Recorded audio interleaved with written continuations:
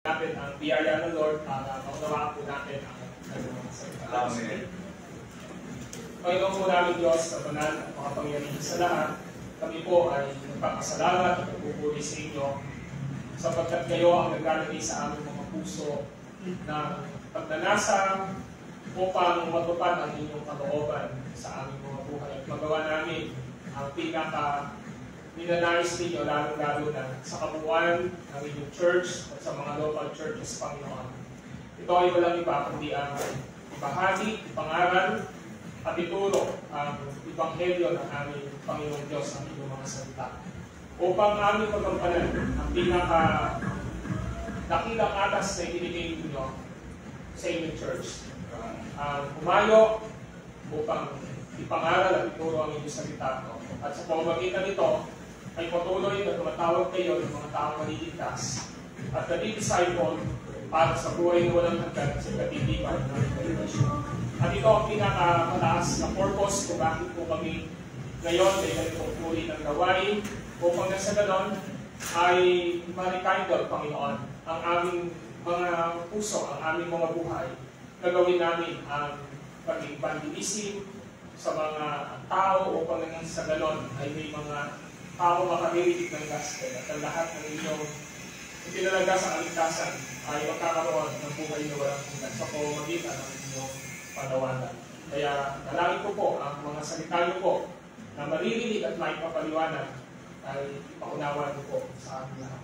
O aming samot dalangin sa pangalan ni Jesus. Amen. Amen. Noong nakaraang pag-aaral po natin, ang aking pong naging topic ay patungkol sa foundation of evangelism. At tinignan natin, sino ba ang author, sino ba ang may akda ng evangelism. At nakita natin na ang author ng evangelism ay wala pong iba kundi ang triune God. Ibig sabihin po, ang isang Diyos sa tatlong persona.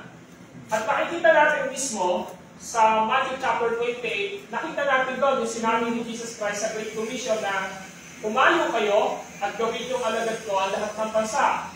Bautismuhan niyo sila sa pangalan ng Ama, ng Anak at ng Espiritu Santo at turuan sumunod sa lahat ng pinag-uutos ko sa inyo. Tandaan ninyo, pakikasama ninyo hanggang sa katapusan ng sanlibutan. So nakita natin doon na maging sa pagbibigay ng bautismo sa mga nanampalataya o sa mga naligtas ay pinabautismuhan sa isang Diyos sa tatlong persona, sa triune God, the Father, the Son, and the Holy Spirit.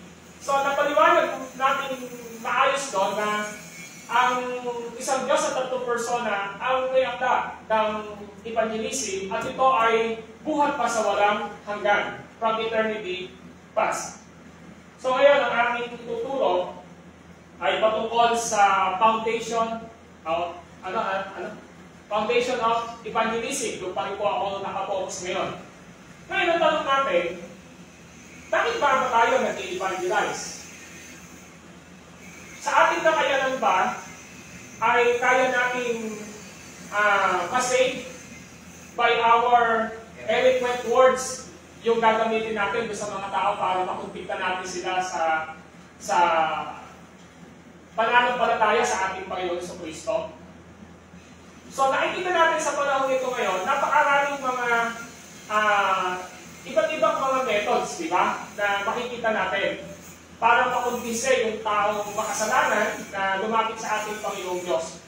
Pero alam niyo po ba na dapat natin maintindihan na mayroong pinaka-layunin kung bakit tayo nag-evangelize. At alam niyo po, ang pinaka-purpose noon sa evangelism ay alam natin na may mga pinili at may hinirang ang ating Panginoong Diyos. Yun yung pinakamagandang nagmo-motivate sa atin. Na kapag nag-evangelize tayo, kapag nag-share tayo ng Word of God, hindi natin alam kung sino yung masisave. Pero sa side ng ating Panginoong Diyos, meron siyang mga nakatalaga.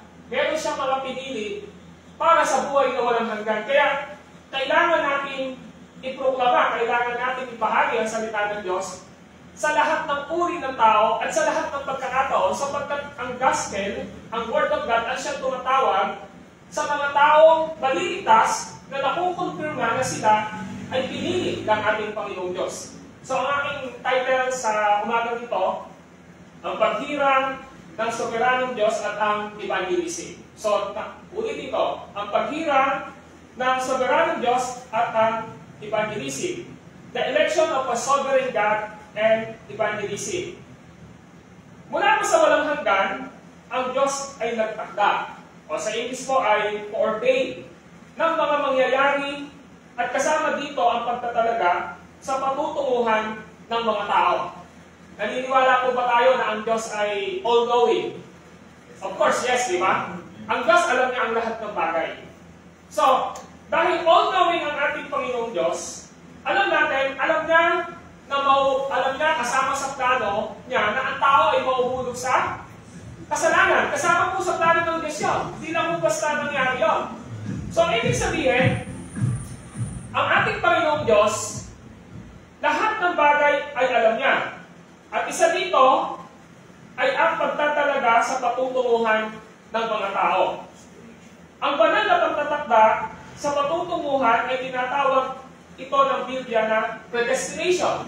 That's right. Na ibig sabihin, bago pa. Yung salitang predestination, yung salitang prefix, before, tapos destination, patutunguhan. So in other words, from eternity past, buwan pa sa walang hanggan, ang Diyos, mayroon ng kaalaman, nagtalaga na siya. Kung sino ang papunta sa langit at papunta sa impyerno, and that is the secret will of God. Tao nyo? Ibig sabihin, Diyos lang ang nakakaalam nun. At tayo hindi natin alam kung sino ang mga included o kasama sa mga pinili at nalalaman lang natin na sila ay isa sa pinili ng ating Panginoong Diyos kapag nagkaroon sila ng pananampalataya sa ating Panginoong Kristo. So, ibig sabihin, yung salitang predestination, bago palalangin ng sanlibutan, ay nagtalaga na ang Diyos na patutunguhan ng tao. Ang araw na ito ay mas kilala sa Biblia na election o paghirang. Sa araw na gusto natin, ang Diyos ay merong pinili, ang Diyos ay merong hinirang. Naiintindihan po natin? At ngayon, dahil ito yung tinuturo ng banal na kasulatan, malinaw na ang layunin ng pag-evangelize ay ma-honor ang Diyos sa pamamagitan ng salita na gospel na pinapangalan natin at nasa puso natin na walang nasasayang na pagbabahagi ng salita ng Diyos sa lahat ng tao. Wala akong nasasayang. Bakit po? Minsan iniisip natin yung tinuro ko doon sa evangelism Bible study namin. Di ba? Sayang naman. Hindi ho. Dahil ang katotohanan, ang trabaho lang po natin ay magturo, magbahagi at mangaral ng salita ng Diyos at ang Diyos ang siyang tumatawag ng mga tao maliligtas. Kaya hindi mo nasasayang siya. Right. Kapag ang mind natin, ang Diyos ay may pinili, yung ginagagawin sa puso natin na sa bawat pangangaral natin, mayroon mang sumampalataya o wala, lagi natin ina-attribute yun. Lord, kayo naman po ang nagliligtas, di ba? Kayo naman ang nagsisave. So ngayon, tingnan natin. Halimbawa, buksan niyo po ang Ephesians chapter 1, verse 4 hanggang 6. Ephesians chapter 1, verse 4 and 6. Ano ang sabi dito ng salita ng Diyos o Apostle Paul? At sa ating niyang paikipag-isang ito, hinirang na niya tayo bago palikhain ang sanlibutan. So ano sabi? We are chosen before the foundation of the world. Well, ang salitang chosen before the foundation of the world, sa theology, ang tawag dito ay predestination. Pagtatalaga. So ang Diyos, pinapakita niya rito, through Apostle Paul, hinirang na niya tayo bago palikhain ang sanlibutan. Tutuloy ko po. Upang maging banal at walang kapintasan sa harapan niya, dahil sa pag-ibig ng Diyos, tayo'y Kanyang itinalaga. So ano na ibig sabihin ng salitang itinalaga? Well, ang salitang itinalaga, po-ordain, o predestined, hindi yung pa nangyayari ay meron ng plano. Diba? Meron ng plano, hindi pa nangyayari, meron ng pinlano ang ating Panginoong Diyos. At tuloy ko po. Ang sabi dito ay ito. upang maging mga anak niya sa pamamagitan ni Jesucristo. Iyan ang kanyang layunin at kalooban. Purihin natin siya dahil sa kanyang kahangahangang pagkalinga sa atin sa pamamagitan ng kanyang minamahal na anak. Tingnan niyo po verse 11. At dahil kay Kristo, kami naging bayan ng Diyos na nagsagawa ng lahat ng bagay ayon sa kanyang panukala at kalooban. So yung Diyos, siya yung nagsagawa ng lahat ng kanyang kalooban at lahat ng bagay saan nakabase?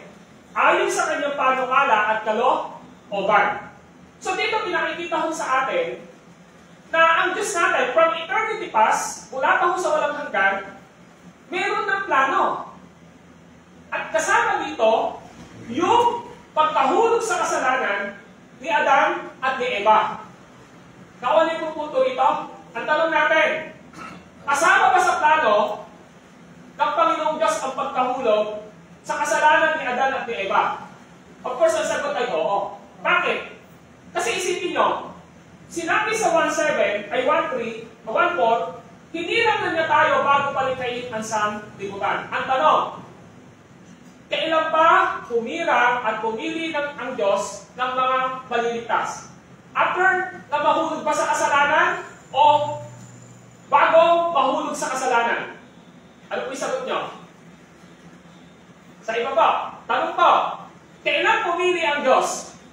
Sagot. Bago ba mahulog sa kasalanan o pagtayari ng kasalanan? Ayon sa Efeso 1.4. Ayaw nyo na sumagot. Ano po? Before. Tama si Brad. Ano yung Brad? Bago pa, di ba? So sabi dito, hinirang na niya tayo bago palikhain ang sanlibutan. So kung noon pa, wala pa yung Genesis, wala pa yung pagkahulog ni Adam sa Genesis chapter 3, ang Diyos, meron na siyang pinili. Alam na niya kung sino yung kanyang iniligtas, pero hindi niya pinaalam sa atin. Tama po ba? Diyos lang nakakaalam. Ngayon, mas tingnan natin, kasi meron yung isang dokumento na sulat noong 1600 hanggang 1700. Ang pangalan po niya ay The Canon of Dort. Head 1, Article 7. Pakinggan niyo po, and I quote, ang pagtatalaga o predestination ay di nagbabagong layunin ng Diyos na kung saan bago pa itinatag ang sanlibutan, siya, dahil sa biyaya lamang, ay sa kataas-taasang mabuting kasiyahan ng kanyang kalooban, ay humirang mula sa buong sangkatauhan na nangahulog dahil sa kanilang sariling kasalanan, mula sa katutubo nilang kalagayan at katwiran tungo sa kasalanan at kasiraan ng ilang tao na mga tutubos kay Kristo na kanyang itinalaga mula sa walang hanggan na magiging tagapamagitan at ulo ng mga hinirang at pundasyon ng kaligtasan. So dito pinakikita ng dokumentong ito na naisulat noong 1600,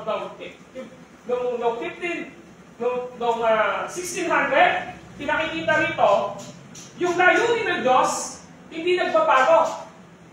Hindi yung nagbabago yung layunin ng Diyos. Kasi yung pinaka-purpose o layunin ng Diyos, nakaangkala siya sa kanyang plano at sa kanyang itinalaga. Kaya ang sabi dito, ang pagtatalaga ay di nagbabagong layunin ng Diyos.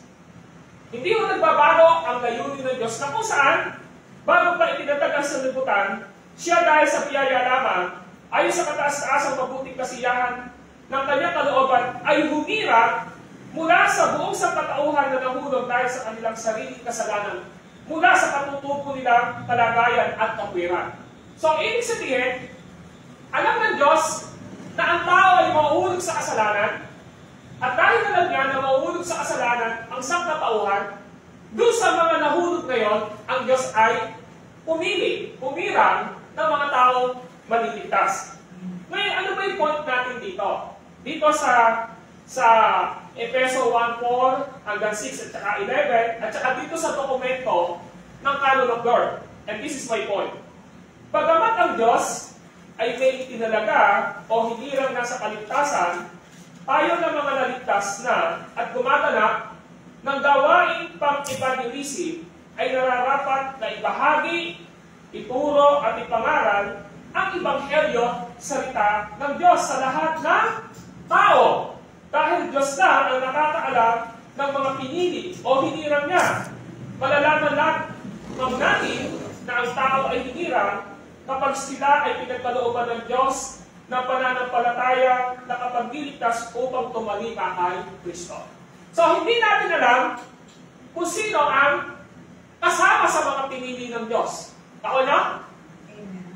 Subalit, dapat natin maintindihan na paano nila malalaman na sila ay kasama sa mga pinili ng ating Panginoong Diyos bago palalagin ang sanlibutan, at paano natin malalaman na sila ay kasama sa mga pinili ng ating Panginoong Diyos sa pamamagitan ng pangangaral at pagbabahagi at pagtuturo ng Ebanghelyo ng Diyos.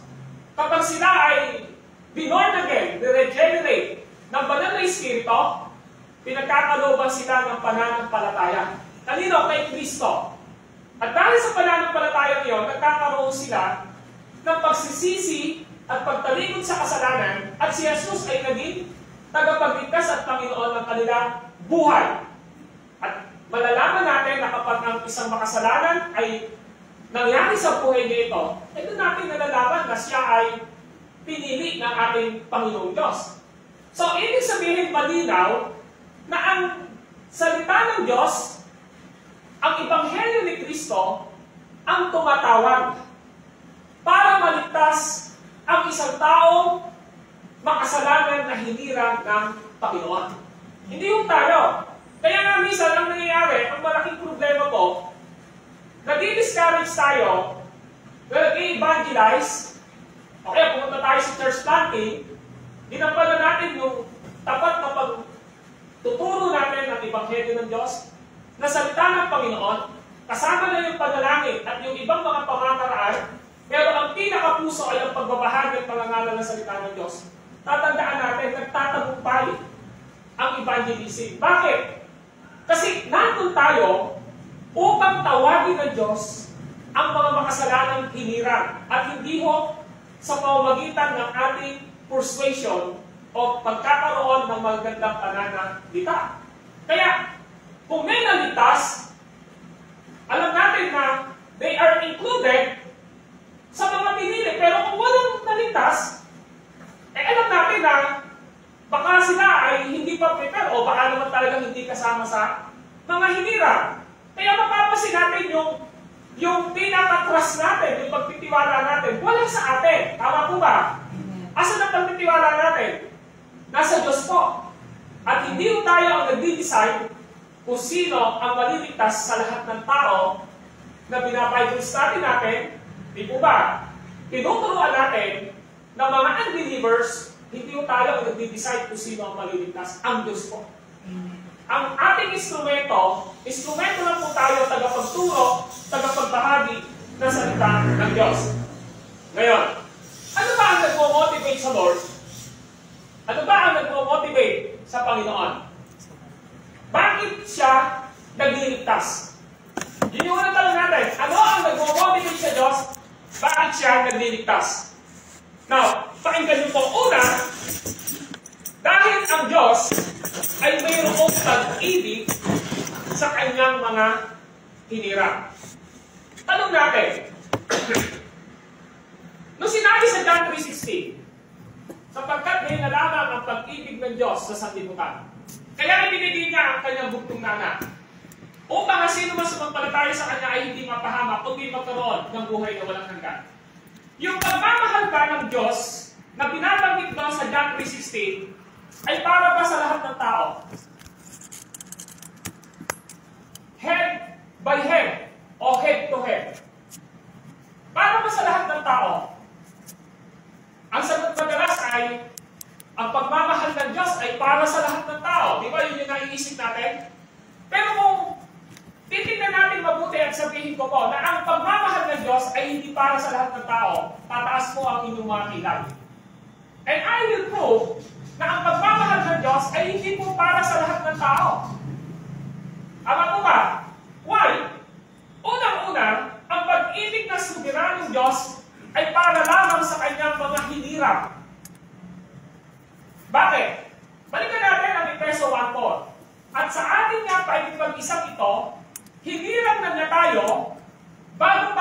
ang sanlibutan.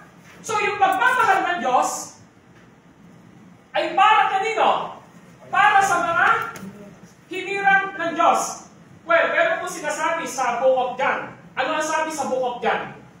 Yung lahat daw ng iniligtas ni Jesus Christ ay ang mga binigay lamang ng Ama sa Kanya. Nakuha nyo? Hindi ho buong sanlibutan, hindi lahat ng tao. Well, pag tinignan natin yan, maliwanag po yan sa John chapter 7 niya tayo, Pastor, di ba? Amen. Na binabanggit doon na ang lahat ng ibinigay sa akin ng aking Ama ay muli kong bubuhayin. Di ba? Ang lahat ng ibinigay sa akin ng aking Ama ay bibigyan ko ng buhay na walang hanggan. So ngayon, ang pagmamahal ng Diyos, pag iniisip natin, sasabihin natin, para sa lahat ng tao. Logically, yun yung iniisip natin. Pero alam niyo po, yung epekto ng pagmamahal ng Diyos para lamang sa kanyang mga hinira. O given, nasabihin natin na ang pagmamahal ng Diyos para sa lahat ng tao.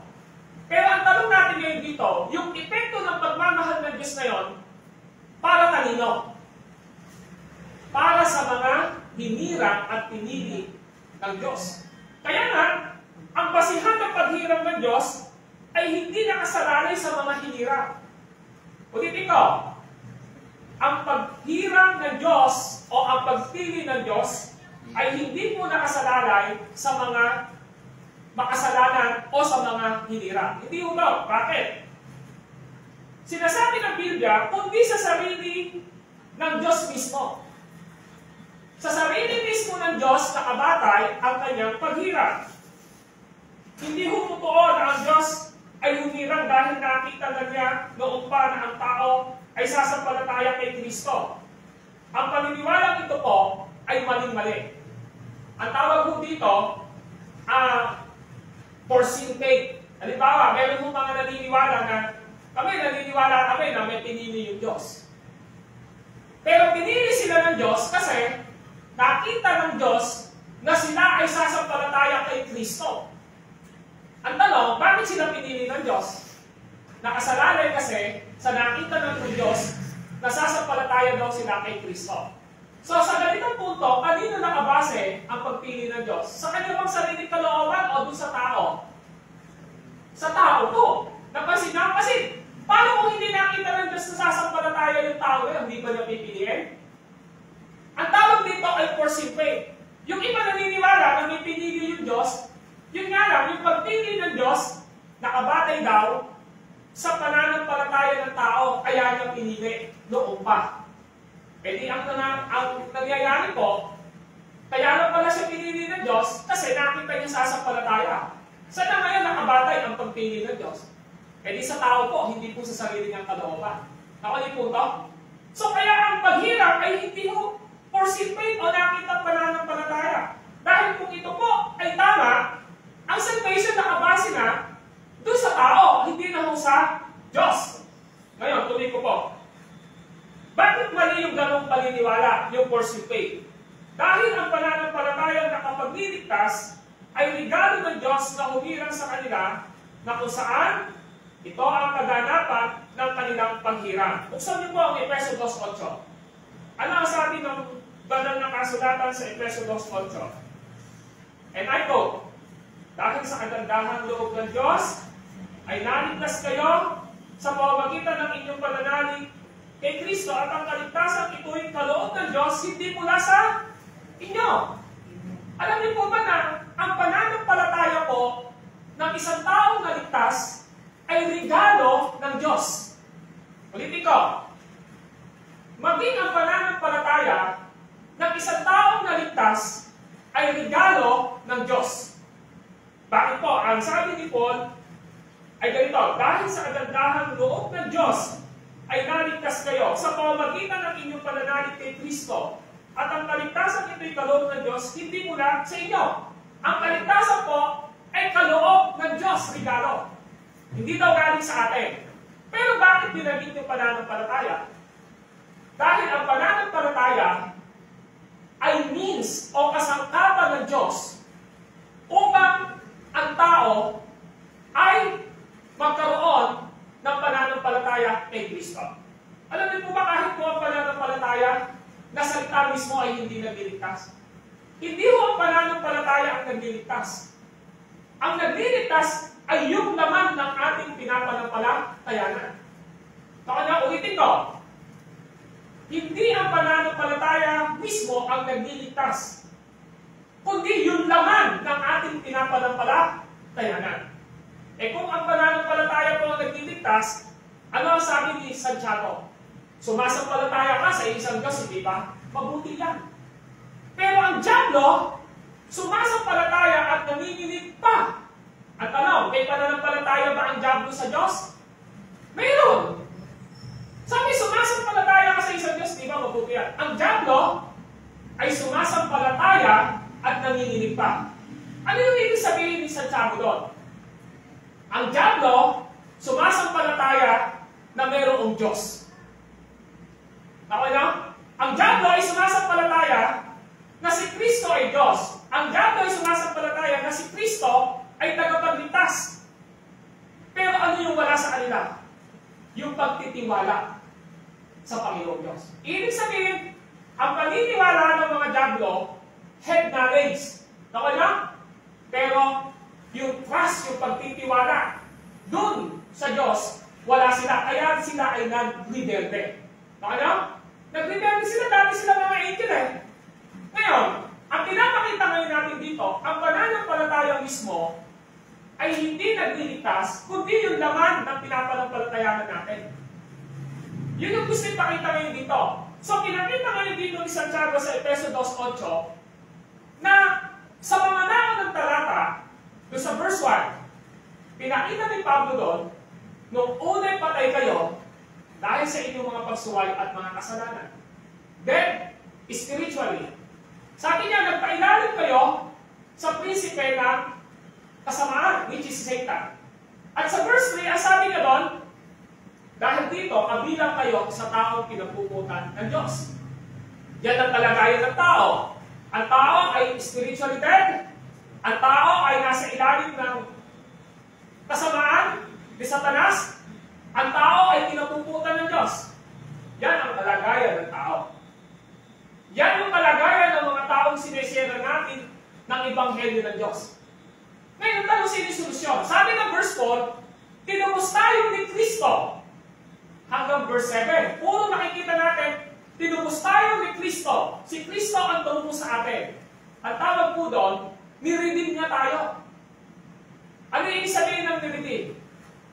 Well, ang salitang niredeem, ang salitang tinubos, ang isang tao na makasalanan ay nasa ilalim ng pagkaalipin ng diablo, makasalanan, napuputan Diyos sa kanya, upang makalaya siya sa kanyang kasalanan, kailangan may magbayad. At sino yung magbabayad para mapuno siya? Si Kristo po. Tinubos tayo ni Kristo. Yun ang binabanggit ng verse 4 hanggang verse 7. Tinubos tayo ni Kristo. So, ginawa ni Jesus yun sa pamamagitan ng kanyang kamatayan sa cross.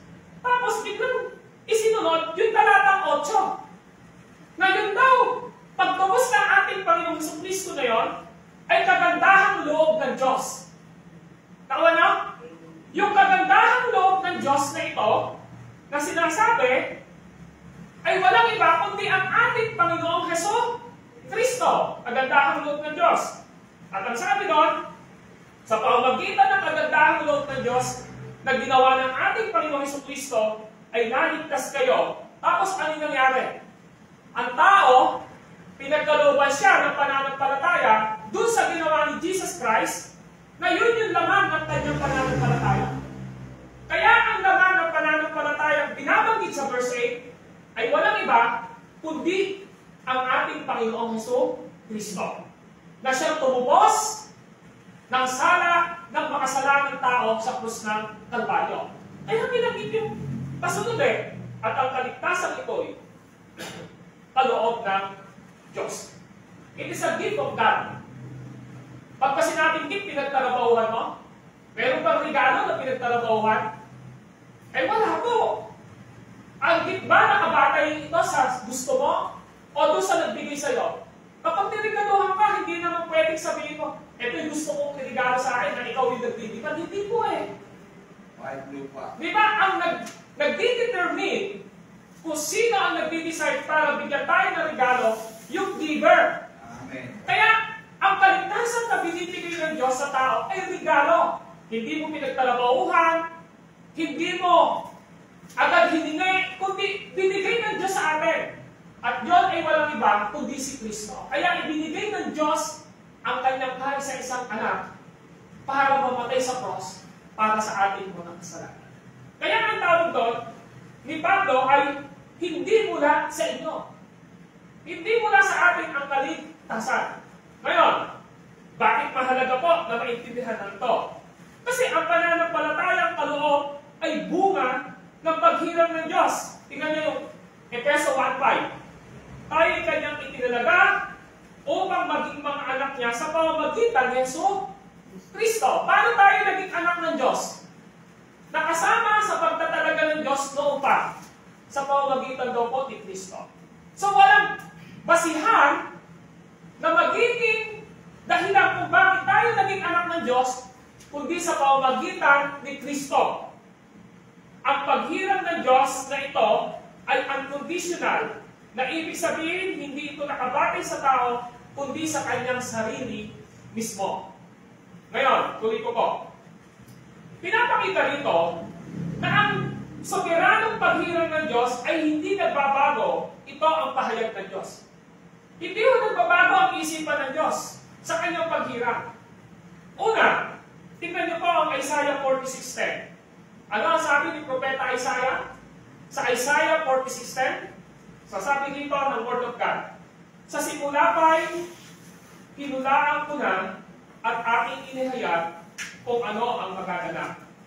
Sinabi kong ang balak ko'y tiyak na mangyayari at gagawin ko ang lahat ng gusto kong gawin. Sa paliwanag kay Propeta Isaiah, yung salitang sa simula pa'y hinulaan ko na. Hinulaan ko na.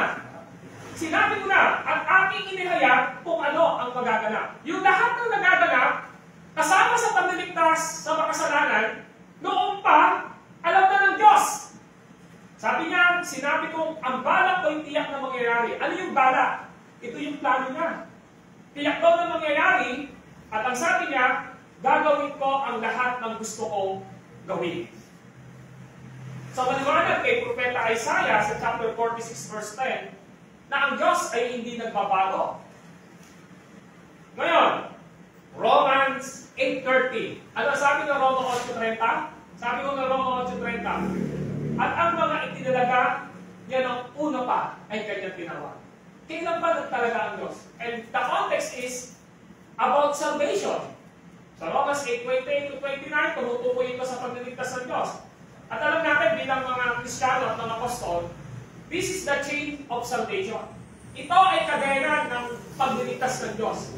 Ano ibig sabihin? Ang sabi ng verse 30, at ang mga itinilaga niya nung una pa ay kanyang tinawag. So sino mo yung tinatawag ng Diyos sa salvation? Yung kanyang mga itinalaga. So ano ba ibig sabihin ng salitang itinalaga sa English? Predestination, coordination.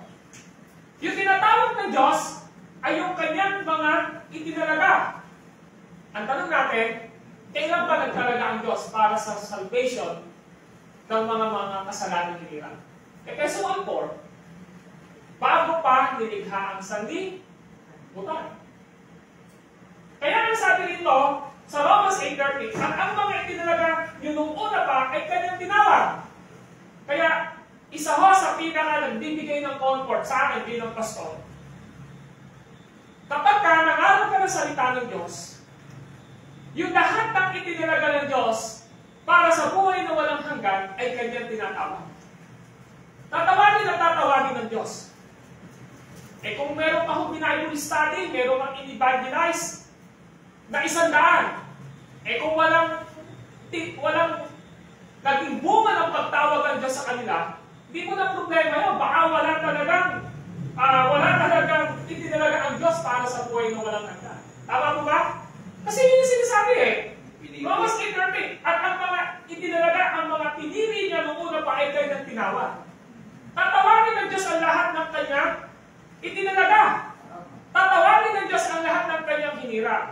Ngayon, hindi po nag-i-encourage ito sa atin na, well, meron na palang itinalaga yung Diyos, tatama rin ako mag-evangelize. Hindi ho. Nagiging comfort ho ito sa atin na kaya ka nagba-Bible study, nag-i-evangelize, nangangaral para yung mga itinalaga ng Diyos ay matawag sa pamamagitan ng salita ng Diyos, ng gospel na ipinapangaral mo, itinuturo mo. Ngayon, tuloy natin ang Romans 8:30. Ang mga tinawag niya ay kanya rin pinawalang sala. Kaya yung lahat ng itinalaga niya o pinili niya, tatawagin ng Diyos. Ano yung pagtawag? Gospel. Word of God. Dahil kumikilos ang Espiritu Santo kapag nangangaral tayo ng salita ng Diyos. Kaya ang sabi ng Romans 10:17, ang pananampalataya ay bunga ng paikinig at paikinig ng salita ng Diyos. So kapag itinalaga, pinili, tatawagin, kapag tinawag, ipapawalang sala. Of course, alam natin na ang justification o pagpapawalang sala, bago nangyari sa atin ang pagpapawalang sala, may naging respond, may naging tugon ang isang taong makasalanan. Ano yun? Nagsisi siya sa kanyang mga kasalanan at si Jesus ay naging tagapagligtas at Panginoon ng kanyang buhay. Kapag ginawa natin yon, doon tayo pinapawalang sala ng ating Panginoon Diyos. We are justified because of Jesus Christ Himself.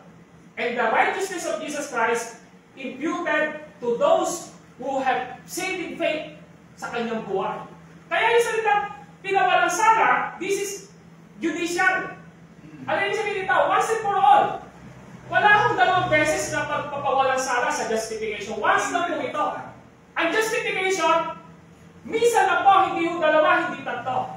Right. Kaya kapag ikaw, itinalaga, tinawag, pinawalang sala, sigurado, yung convert ng gospel na ipinangalan mo, hindi yung mawawala sa church yun. Hindi yung magbabackside yun, hindi yung matatanggal yun sa pananampalataya ng Diyos. Bakit? Kasi ang justification, pagpapawalang sala. Ano yung pasihan nun? Yung katwiran ni Jesus, yung kanyang ginawa sa cross. Yung righteousness of Christ. Kaya, dito, comfort natin yun. Na ang isang tao, mananatili siya sa Diyos kasi napawalang sala siya. Amen. Lumalabas tayo, nagbabahagi tayo ng salita ng Diyos dahil alam natin na may hinirang, may itinalaga ang Diyos. At naniniwala tayo na ang lahat ng hinirang o itinalaga ng Diyos ay tatawagin. At ang lahat ng tatawagin, ipapawalang sala. Ano yung karugtong ng Roma 8:30? At ang kanyang pinawalang sala ay kanya namang binigyan ng karangalan. Ano yung karangalan? Glorification. Ano yung glorification? Well, the word glorification is literally means we are secure sa ating kaligtasan. Right. Glory to glory. Kaya napakaganda ng pinapakita dito. So kapag ang motive ng evangelism natin ay hindi upang paramihin lang ang member sa loob ng simbahan. Ang motive ng evangelism natin, mga kapatid, hindi para humakot ng pera sa loob ng simbahan dahil i-evangelize ko to kasi mayaman ito. Hindi ho. Hindi tayo nag-i-evangelize para yung loob ng simbahan natin mapuntak ng maraming tao para malakas ang impact natin. Hindi ho. Hindi ko sinasabing hindi kailangan ng church yan. Yan ho ay sa huli na lang. Pero dapat maliwanag sa atin na ang purpose ng evangelism natin ay hindi upang mag-fill ng maraming tao ang church. Madali lang kung gawin yun eh.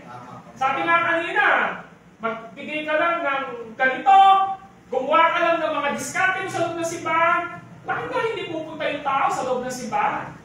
Pero ang problema natin dito, meron bang totoong katiyakan ng kaligtasan? So ang purpose ng ating evangelism ay hindi po para sa kagustuhan natin, kundi alam natin na may pinili ang Diyos kung bakit tayo nag-i-evangelize. Kami, nagpupunta kami sa Mallorca, malinaw sa puso namin ito. Pagpunta namin doon, naniniwala kami na yung mga pinili ng Diyos, tatawagin, ipapawalang sala at mananatili sa pananampalataya kay Diyos. Kaya ang purpose ng evangelism, wag po tayo pa-pressure na ang nasa simbahan ko, sasampulan kami. Pinili ng Diyos ang buhay. Yun lang yung naging bunga ng ministry mo, napakasipag mo naman. Tama po ba? Araw-araw nag-evangelize ka. Intentional evangelism. Pumupunta ka sa ganito, pumupunta ka sa gano'n. Sinasamahan mo ng pagtatapat ng pagtuturo ng salita ng Diyos. Kasama ang mga pananalangin. Tama po ba? Pero bakit? Ito lang yung nasa loob ng simbahan namin. Bakit? O konti. Well, hindi mo problema yun. Dahil hindi ikaw ang nagliligtas. Kaya sa punto ng Roma 8:30, may ipinalaga, may pinili, tatawagin, yung lahat ng tinawag, papawalang sala, at sila ay may kalwalhatian of glorification. Ibig sabihin, totoo yung salvation nila. Day to day, day by day, nararanasan nila ang kalwalhatian ng paggawa ng Diyos sa kanilang mga buhay. And no one can snatch them from the hands of our God. Roma 10:29, 28-29. Walang sino mang makakaagaw sa inyo sa aking kamay.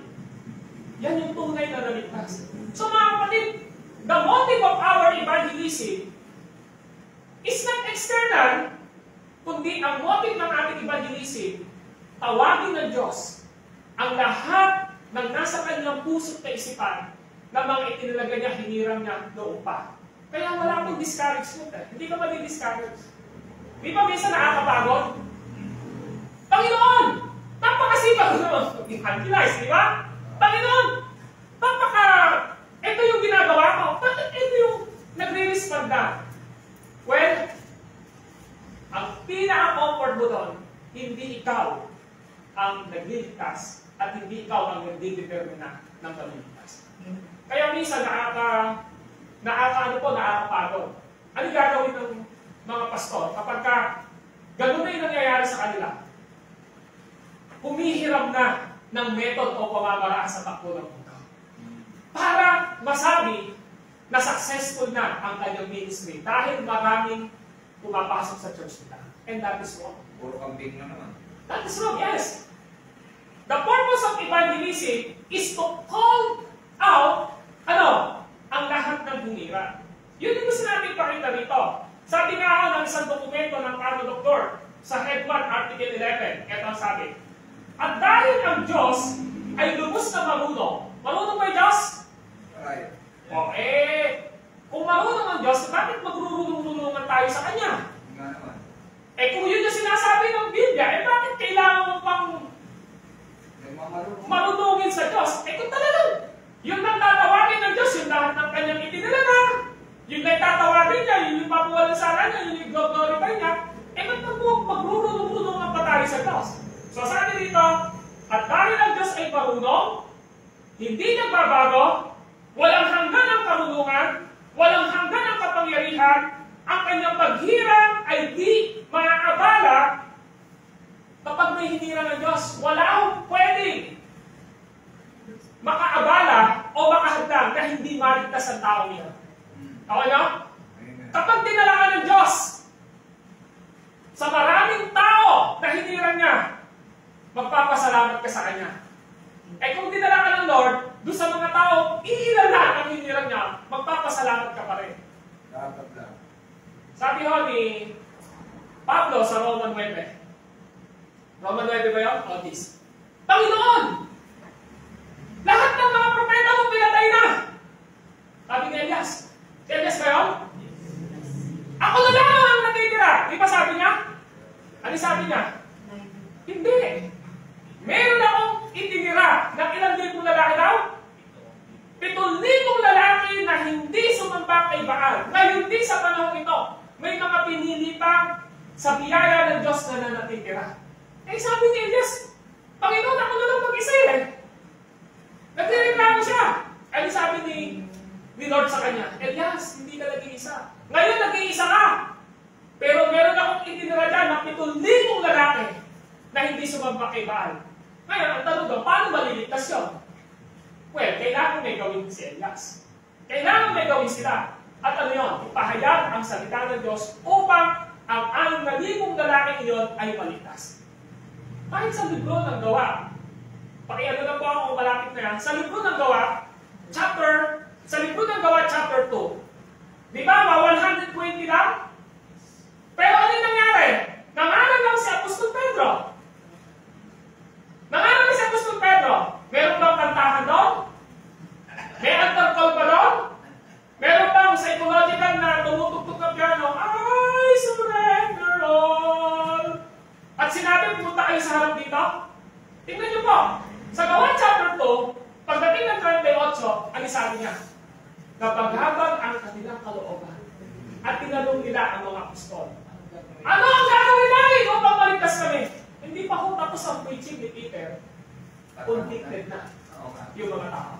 Wala siyang ginawa. Hindi niya psychological, reverse psychology, walang method, hindi nagpa-altar call, hindi sumabig sumunod kayo sa prayer, walang ganun. Ano yung ginawa? Dahil kumikilos ang banal na espiritu doon sa mga taong iyon. Hindi pa tapos ang preaching. Patungkol sa mensahe kay Kristo, nabagbag na ang kalooban nila. Ano yung nabagbag? Kinukurot na ang kalooban nila. Hindi na nila kaya yung naririnig nila. At sumigaw sila. Ano ang dapat naming gawin? Ano sabi nila? Sumampalataya kayo kay Kristo. Tama? Talikuran ninyo ang inyong kasalanan at magpabautis ko kayo. Noong araw na yon, ilang libo ang kaligtas? 3,000. Ano yung ginamit? Gospel. Pero 120 lang sila. Iniwan ng Panginoon sa Kristo 120 sa itaas na nagtitipon. At dahil ang Diyos, gumagawa siya 3,000 naligtas sa pangangaral ni Apostol Peter. Wala akong pwedeng kasamtapan ng Diyos para maligtas ang tao, kundi ang kanyang gospel. Gospel na itinuturo, gospel na ipinapangaral. Ngayon, ang tanong ay sino ang nag-uudyok sa Diyos upang hiramin ang tao para sa buhay na walang hanggan? Ang sagot ay ang kanyang mismong sarili na pumili sa kanyang mga inibig. Tingnan niyo po ang Roman 9:13. Ano sabi ng Roman 9:13? Roman 9:13. Ang sabi ko ay ganito. Ayon sa nasusulat, minahal ko si Jacob at kinamutan ko si Esau. Ano ba yung context ng Roman 9? Ang context po ng Roman 9 is salvation in the Gentiles and even in Jew. Ano sabi dito? Ang sabi ni Pablo, ayon sa nasusulat, minahal ko si Jacob, kinamutan ko si Esau. May mahal ba ang Diyos? Meron. Sino? Si Jacob. May kinamutan ba ang Diyos? Meron. Si Esau. Ano? Kailan niya minahal si Jacob? At kinamutan si Esau? Nung naipanganak na ba at gumawa ng mabuti at masama? Tingnan niyo po yung banal na kasulatan niyo. Bago pa ipaglihi ang dalawang ito, sinabi na ng Diyos kay Rebecca. Ano sabi ron? Maglilingkod ang nakatatanggap sa kapatid na nakababata. Ayon sa nasusulat, minahal ko si Jacob, tinaputan ko si Esau. And the context is salvation. Ngayon, ang tanong doon, saan nakabase yung pagpili ng Diyos? Doon ba sa mabuting ginawa, sa masamang ginawa? Ni Jacob? Hindi ho. Dahil bago pa sila ipanganak, bago pa sila ipaglihi, ang sabi na ni Yahweh kay Rebecca, mahal ko si Jacob, si Esau kapuputan ko. Ngayon, tingnan niyo po, simple lang. Ang Diyos ba, mahal ang lahat ng tao? Mahal ba ng Diyos ang lahat ng tao? When it comes to salvation, the answer is no. Kasi kung mahal niya ang lahat ng tao, bakit hindi niya sinabi na mahal ko si Esau? Ang sabi niya, pinaputan ko si Esau, minahal ko si Jacob. At kailan niya ginawa yun? Hindi pa ho pinagdili. Kaya naman dinugtong ngayon ni Apostol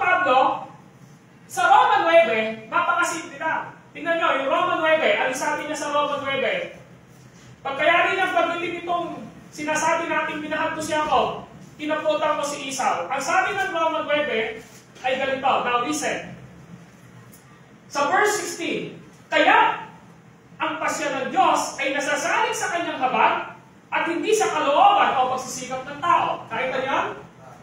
Verse 18, kaya pinahahabagan nga ng Diyos ang sino mang ibig niyang kahabagan at pinatitigas niya ang ulo ng ibig niyang pagmatigasin.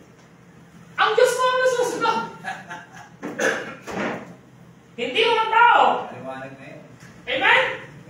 Sabi ng Roma 8:29, sapagkat sa mulat-mula pa'y alam na ng Diyos kung sino ang sa Kanya. Ang mga itinalaga niyang maging katulad ng Kanyang anak. Alam ng Diyos kung sino ang sa Kanya. Pagdating po ng unang Pedro 1:2. Tingnan niyo po, unang Pedro 1:2. Tingnan niyo ha, 1 Peter 1:2. And I quote, kayo'y binilang ng Diyos Ama ayon sa Kanyang kaalaman sa mula. Mula po, hindi mo tayo hinilang ng Diyos dahil ngayon lang. Eh yung mula-mula pa, from eternity past po ito. Wala pa po ang Genesis chapter 1. Kaya si Peter, pag pinagkumpara mo, yung Ephesians 1:4, at sa atin yung kahit isa nito, ay hinilang niya tayo bago pa magkaisa sila, hindi mo sila nagbabanggaan. Iisa yung teaching nila. Ang sabi lang, kayo hinilang ng Diyos Ama, kailan? Ayon sa Kanyang kaalaman sa mula pa. Alin naman ito? Na 1 Peter. At tayo daw ay dininis sa pamamagitan ng ano? Ng dugo ng ating Panginoong Jesucristo at pinapadal sa pamamagitan ng Espiritu Santo. So mga kapatid, sa passage na ito, ang knowledge na binabanggit doon, kay hiniram ng Diyos na ayon sa Kanyang kaalaman sa mulat-mula pa, for knowledge po yun, ay may kahulugan sa Biblia ng pagmamahal. Yung pong knowledge at saka yung love, magkaparehas po sila. Kaya ka pinili ng Diyos kasi mahal ka niya. Yung po yun. Ano yung ibig sabihin po? Tuloy ko po. Sa mga passage nito, ang knowledge ay may kahulugan sa Biblia na love. Kaya ang foreknowledge o paunang kaalaman ay pag-ibig mula pa sa walang hanggan. So, mula pa sa walang hanggan, mahal na ng Diyos ang kanyang mga pinili at hinira. Kaya lang, di ba sinabi niya, minahal ko si Jacob. Kinaputan ko si Esau. Eh, hindi pa naglilihi si Rebecca. Sinabi niya, mahal ko si Jacob. Kasi, chosen siya. Kinaputan ko si Esau. Kasi hindi siya pinili. Ang tanong, parehas ba sila na tinreat ni Rebecca sa spiritual aspect? Parehas nga silang pinuli eh. Tama po ba? Yung lahat ng ginawa kay Jacob, ginawa din kay Esau. Parehas silang pinalaki sa salita ng Diyos. Pero bakit ganon? Si Jacob lang ang minahal niya, si Esau hindi. So, ibig sabihin po dito, ang salitang paghirang ay pagmamahal ng Diyos. Ibig sabihin pala, kung ligtas tayo ngayon, mahal na pala tayo ng Diyos noon pa. Amen. At dinemonstrate niya ito sa pamamagitan ng kamatayan ni Kristo sa cross. Ganun na tayo kamahal. Binili niya tayo. Eh, sino pa tayo para ang Diyos magkatawang tao, di ba? Bakit ang Diyos kailangan magkatawang tao? Para lang bayaran yung sala natin. Isipin mo, hindi naman tayo dapat na pag-alayan ng buhay ni Kristo. Di ba? Makasalanan lahat tayo eh. Pero bakit ginawa yun? Kasi mahal tayo ng Diyos. Kaya ang salitang foreknowledge ay pagmamahal ng Diyos. Buhat pa sa walang hanggan.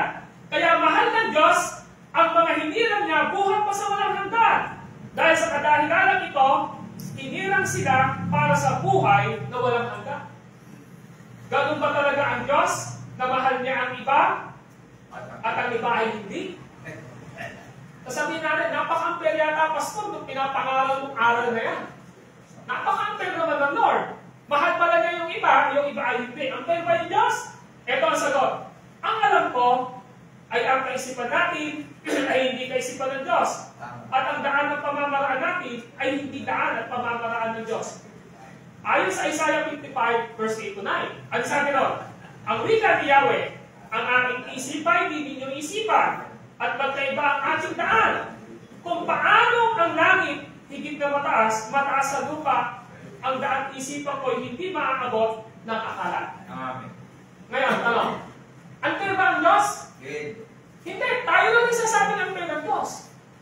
Basahin niyo ang Roman 9. All the time. Tingnan niyo ang Roman 9. Alam ni Paul na may magtatanong. Kaya ang sabi ni Paul sa verse 19, ito, Roman 9:19. Sasabihin mo naman sa akin, bakit pa sinisi ng Diyos ang tao? Sino ang makakalaban sa kanyang kalooban? Verse 20. Ngunit ikaw na tao lang. Sino ka upang sumagot ng ganyan sa Diyos? Hindi natin pwedeng questionin ng Diyos. Diyos here, masasabi ba ng tao sa lumikha sa Kanya, bakit mo ako ginawang ganito? Wala bang karapatan ng magpapalayaw na gumawa ng isang kasangkapang mamahalin at isa namang kasangkapang gumurahin mula sa isang limpak na luwad? Ano ba isang limpak na luwad to? Yung po ay ang katauhan na lahat tayo nahulog sa kasalanan. That's right. Lahat tayo nahulog sa kasalanan. Ngayon, ang ginawa ng Diyos, mula sa isang limpak na putik ngayon, kumuha siya ng ginawa niyang mamahaling kasangkapan. Yun yung pinili. Kumuha din siya ng kasangkapang mumurahin. Yun yung reprobate na katalaga sa kapahamakan. Ngayon, tanong natin, ako question ba natin ng Lord? Hindi natin pwede questionin ng Lord. Dahil lahat naman tayo ay makasalanan. So what kung niligtas ng Lord si Pedro, hindi niya niligtas si Juan? Hindi natin trabaho yun. Trabaho ng Diyos yun. O yung punto natin dito. Ngayon, tuloy ko po. Sabi ho ng subalit sa tanong na ito, ang sagot na salita ng Diyos ay ito. Ang kasalanan pumasok sa sanlibutan sa pamamagitan ng isang tao. At ang kamatayan sa pamamagitan ng kasalanan niya. Dahil dito lumaganap ang kamatayan sa lahat ng tao sapagkat ang lahat ay nagkasala. Romans 5:9. Lahat po nagkasala. Romans 5:12. Diba? Lahat ay nagkasala. So what kung pumili ang Diyos at hindi niya pinili yung iba? Diyos po ang nagdidetermina. Ibig sabihin, lahat tayo ay nagkasala at nagtaglay ng pagkamakasalanan. Dahil kay Adan, at karapat-dapat na mamatay at kaparusahan ng walang hanggan. Kaya ang sabi po ng Efeso 2:3, kaya sa ating likas na kalagayan, kabilang tayo sa mga taong pinapuputan ng Diyos. Ngayon, ibig sabihin, kung ipapahintulot ng Diyos na ang lahat ng tao ay maparusahan sa impyerno, walang pwedeng magreklamo. Walang pwedeng magreklamo. Diyos siya. Pero ito maganda. Kaya hindi tayo pwedeng magreklamo kung ang Diyos ay may itinalaga sa kaligtasan. At ganito ang sinabi ng salita ng Diyos sa Roman 9:20-21. Nabanggit ko na kanina to. Ngunit ikaw na tao lang, sino ka? Upang sumagot ng gayon sa Diyos. Masasabi ba ng tao na lumikha sa Kanya? Bakit po ako ginawang ganito? Wala bang karapatan ng magpapalayok na gumawa ng isang kasangkapang mamahalin at isa namang kasangkapang mumurahin mula sa isang limpak na luwad? Mga kapatid, huwag nating hanapan ang Diyos ng kamalian sa Kanyang pagtatalaga. Bakit? Ang sagot, dahil lahat ng sangkatauhan ay makasalanan. At karapat-dapat na maparusahan sa impyerno. Sa halip, tayo magpasalamat dahil ikaw at ako ay ibinilang sa hukbo ng mga hinirang. Dahil minahal niya tayo ng mga hinirang. Ang mga hinirang ay hinirang ng Diyos kay Kristo. Ayon sa Efeso 1:5. At ganito ang sabi, tayo kanyang itinilaga upang maging mga anak niya sa pamamagitan ng Kristo. Iyan ang kanyang layunin at kalooban. Mga kapatid, tayo minahal ng Diyos dahil sa pagmamahal niya kay Kristo. Ayon sa Juan 3:16. Nang minahal ng Diyos ang mga makasalanan hinirang, kaya ipinadala niya ang kanyang anak sa sanlibutan upang gawain at tapusin ang gawain ng pagliligtas. Si Kristo ang kaganapan ng pagliligtas ng mga. Ano ang punto ko po dito? The foundation of evangelism is election. Okay. Humahayo tayo dahil alam natin na may pinili ang Diyos. Alam natin kung paano ang mga fishermen. Di ba? Tinawag ko parang isda eh. Ang mga mangingisda, Hindi nila alam kung may mahuhuli ba sila o wala. Ako puti lang. Pagpunta nila ng dagat, nasa isipan nila, trabaho ko to. Tama po ba? Amen. May mahuli o wala, kailangan nilang dumaong. Ano gagawin nila? Kailangan nilang ihagis ang kanilang dala. Tama po ba? Right. Upang humuli na dapat mahuli. Pero hindi mo lahat ng nahuhuli ay kapaki-pakinatan. Ay, kumpanya naman sa nek. Sabi mo ng Book of Matthew, ang kaharian ng Diyos ay parang lambat, hindi hagis. Pero later on, pinagbukod-bukod kasi merong hindi talaga ito ligtas. Amen. Maliwanag yun. Kaya natin ba yung mga nanguhuliente? Hindi nila alam kung may mahuhuli sila isda. Pero isa lang nasa isipan nila, kailangan kong gawin ito. Dahil alam ko, kapag nandun na ako, may mahuli man o wala, ginawa ko ang aking pupunta. The motive of our evangelism is to call the elect sinner by the gospel of Jesus Christ. Amen. Hindi natin problema, may maliligtas ba o wala. Hindi ho natin alam yun. Sa pasahan mo yung 10-11 naman. Yes. Nandun yun. Yes. Ang Diyos lang ang nakakaalam. Hindi natin alam kung sino ang mga pinili ng Diyos. Right.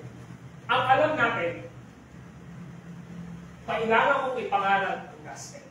At ang lahat ng pinili ng Diyos, Kasi command si Christ. tatawagin, ipapawalansala, at bibigyan ng kapitan. Amen. Ngayon, tanong, may pinili pala yung Diyos, magtatamad-tamaran na ako. Dahil ang command ng Diyos ay go, go, go, humayo, humayo. Amen. Wala kang mahuling isda kapag nasa bahay ka. Tuyo. Kailangan mong humayo.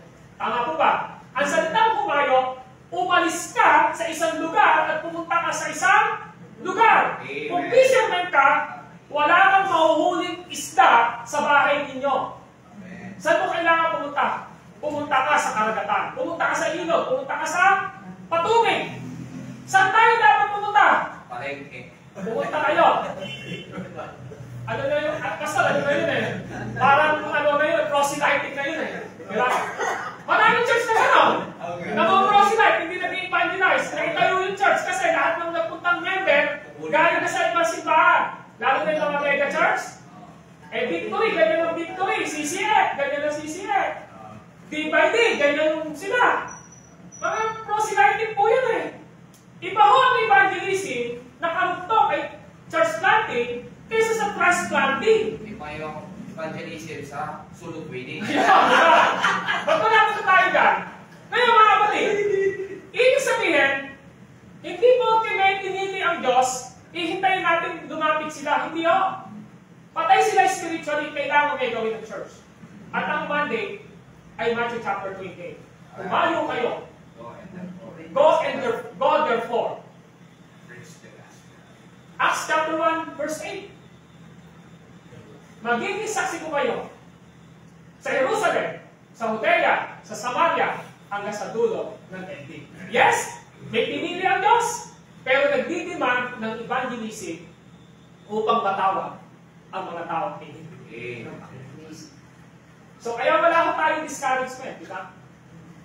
Kaya kung ang naman pala ng church natin ito, huwag po tayo discourage. Bakit? Basta naman lang po natin ang kinagagalak ng Diyos. Huwag po tayong ma-pressure, di ba? Amen. Ang alam natin, kailangan natin mag-evangelize, kailangan natin gawin ito. Of course, evangelism to ha, iba yung discipleship na pinag-aaralan ha. Evangelism to, nasa evangelism tayo. So, election, demand evangelism. Amen. So, kailangan natin mag-evangelize. Lord, salamat sa mga salita niyo na aming natanggap. Pagpalain niyo po ito sa puso ng bawat isa. This is our prayer in Christ's name. Amen. Amen. Okay. Ano na? Ayun mo na, kakape mo na. Breakdown muna po.